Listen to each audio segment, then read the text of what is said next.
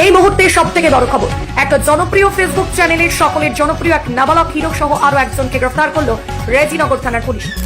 Hello বন্ধুরা, কেমন আছো তোমরা সবাই? আশা করি তোমরা প্রত্যেকেই ভালো আছো। এবার শফিককে নিয়ে মুখ খুললেন পল্লীগ্রাম টিভির জনপ্রিয় অভিনেতা রিয়াজ। আসলে শফিককে নিয়ে রিয়াজ মন্তব্য করবে কেউ ভাবতেও পারেনি। রিয়াজ এমন কিছু বলেছে শফিককে নিয়ে, আপনারা শুনলে অবাক হয়ে যাবেন। কিন্তু তার আগে আপনি যদি শফিককে ভালোবাসেন তাহলে ভিডিওটিকে লাইক করে চ্যানেলটি সাবস্ক্রাইব করুন। রিয়াজ বলছে, শফিক এমন কাজ করবে আমি কখনো ভাবতেও পারিনি। আমি বেশ কিছুদিন থেকে দেখছিলাম শফিককে যেদিন থেকে পুলিশ ধরে নিয়ে গেছে অনেক মানুষ খুশি হয়েছে, কিন্তু শফিক যে এত বড় কাজ করবে আমি কখনো ভাবতে পারিনি।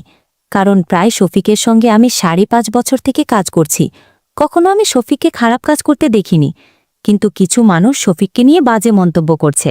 আসলেই শফিককে ভাসানো হচ্ছে, কারণ শফিক তো তারাকে বিয়ে করেছে। কিন্তু তারা কিভাবে পারল শফিকের নামে একটি ধর্ষণের মামলা দিতে? আমি শফিককে ভাইয়ের মতো মনে করি। আমি কখনোই চাইব না শফিক খারাপ দিকে যাক। আমি সবসময় চাইব শফিক ভালো কাজ করুক, অনেক বড় জায়গায় পৌঁছাক। তবে আমি বেশ কিছুদিন থেকে লক্ষ্য করছি শফিক যখন পল্লীগ্রাম টিভি থেকে বের হয়ে গেছে তখন থেকে কিছু মানুষ শফিককে সবার সামনে খারাপ করার চেষ্টা করছে। তবে শফিক পল্লীগ্রাম টিভি থেকে কখনো বের হতো না। হয়তো তার কিছু বন্ধুরা তার লাইফটা বরবাদ করার জন্য তাকে প্ল্যান করে বের করে নিয়েছে। তবে আমার মনে হচ্ছে শফিক কোনো অপরাধ করেনি। শফিককে অনেকে ফাঁসানোর চেষ্টা করছে, আর আমি চাই শফিক দ্রুত জেল থেকে বেরিয়ে আসুক। আর আমি কিছু নিউজে দেখলাম শফিককে নিয়ে মিথ্যে কথা বলছে। শফিকের নাকি ফাঁসি হয়ে যাবে। আমি শফিকের সঙ্গে যোগাযোগ করেছি, শফিক একদম ঠিক আছে।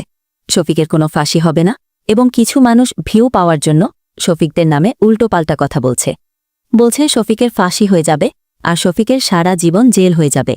আর এই সব কথা শুনে শফিকের কিছু ছোট ছোট ফ্যান ফলোয়াররা কান্না করছে। তবে আমি সবাইকে বলছি, শফিকের নামে কেউ ফেক নিউজ বানাবেন না। তো বন্ধুরা, রিয়াজের এমন মন্তব্য আপনার কাছে কেমন লেগেছে কমেন্ট করে জানাতে পারেন। ধন্যবাদ।